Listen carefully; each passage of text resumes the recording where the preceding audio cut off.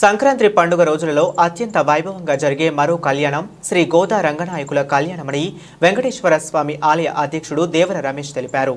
ప్రకాశం జిల్లా కొమరోలులోని శ్రీ వెంకటేశ్వర స్వామి ఆలయంలో శ్రీ గోదాదేవి రంగనాయకుల కళ్యాణం కన్నుల పండుగగా నిర్వహించారు. ఆలయ అధ్యక్షుడు దేవర రమేష్, ఆలయ కమిటీ వారి ఆధ్వర్యంలో ఈ కళ్యాణాన్ని ఆలయ పూజారులు వేద మంత్రాల మధ్య ఘనంగా నిర్వహించారు. అత్యధిక సంఖ్యలో భక్తులు పాల్గొని కళ్యాణాన్ని తిలకించారు.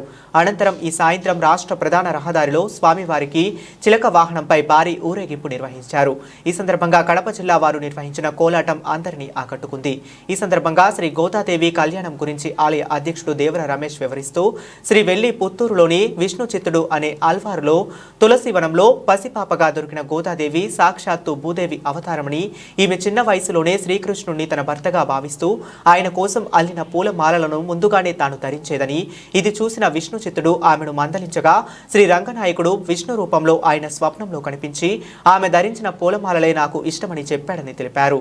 యుక్త వయసు రాగానే ఆమె భర్తగా శ్రీ రంగనాయకుడిని కోరుకోవటం, అనేక సంఘటనల అనంతరం సాక్షాత్తు విష్ణు రూపుడైన శ్రీ రంగనాయకుడు గోదాదేవిని పరిణయం ఆడాడని జరిగింది. గొప్ప మహిమగల శ్రీ గోదాదేవి కళ్యాణం సంక్రాంతి రోజులలో నిర్వహిస్తే పెళ్లి కాని అమ్మాయిలకు మంచి భర్త లభిస్తాడని, పురుషులకు ఉద్యోగ ప్రాప్తి లభిస్తుందని, కుటుంబంలో సకల దోషాలు తొలగిపోతాయని ఈ సందర్భంగా ఆయన తెలిపారు.